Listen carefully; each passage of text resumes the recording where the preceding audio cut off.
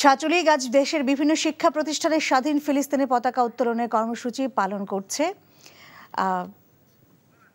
ঢাকা বিশ্ববিদ্যালয় এলাকায় আছেন আমাদের সিনিয়র করেসপন্ডেন্ট তামজিদ সুমন, আমরা যুক্ত হচ্ছি তার সঙ্গে সরাসরি। তামজিদ, পতাকা উত্তোলন কর্মসূচি এখন কোন পর্যায়ে রয়েছে এবং সর্বশেষ কি তথ্য আছে আপনার কাছে আমাদেরকে জানাবেন।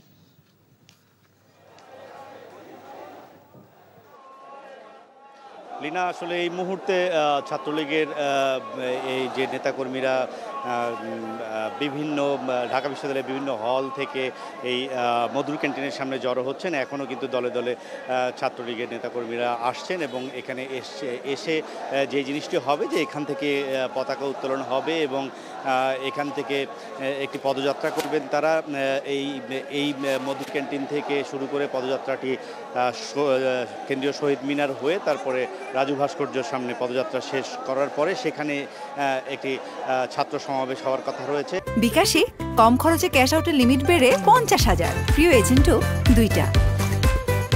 এবং সেই সমাবেশের মাধ্যমে তারা আসলে জানান দিতে চান যে তারা এই যে সারা বিশ্বের বিভিন্ন নামি দামি এবং সুনাম ক্যাম্পাসে যে ছাত্র আন্দোলন ছড়িয়ে পড়েছে, ফিলিস্তিনিকে একটি স্বাধীন রাষ্ট্র হিসেবে দেখতে চায় বিশ্ববাসী এবং এর সমর্থনে আসলে এই সমাবেশ করবে বাংলাদেশ ছাত্রলীগ সহ দেশের বিভিন্ন শিক্ষা প্রতিষ্ঠানের ছাত্রদেরকেও এই আন্দোলনের সাথে সম্পৃক্ত হতে বলা হয়েছে এবং তারা কিন্তু এখানে এই মুহূর্তে স্লোগান দিচ্ছেন এবং যে ইসরায়েলের যে বর্বর হামলা এবং ফিলিস্তিনের বিরুদ্ধে যে ইসরায়েলের অবস্থান সেটির বিরুদ্ধে স্লোগান দিচ্ছেন এবং বিভিন্ন প্ল্যাকার্ড নিয়ে তারা স্লোগান দিচ্ছেন এবং তারা বলছেন যে দ্রুত ফিলিস্তিনকে একটি স্বাধীন রাষ্ট্র হিসেবে স্বীকৃতি দেওয়ার যে বিষয়টি সেটি সমর্থনেই তারা আসলে আজকের এই আন্দোলন করছেন। একটু পরে এখান থেকে জাতীয় পতাকা উত্তোলন করার পরে এখান থেকে পদযাত্রা শুরু হবে এবং পরবর্তীতে আমি যদি বললাম যে রাজু ভাস্কর্যের সামনেই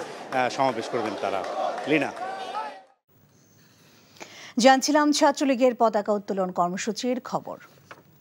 বিকাশে কম খরচে ক্যাশ আউটের লিমিট বেড়ে 50,000, প্রিয় এজেন্টও 2টা।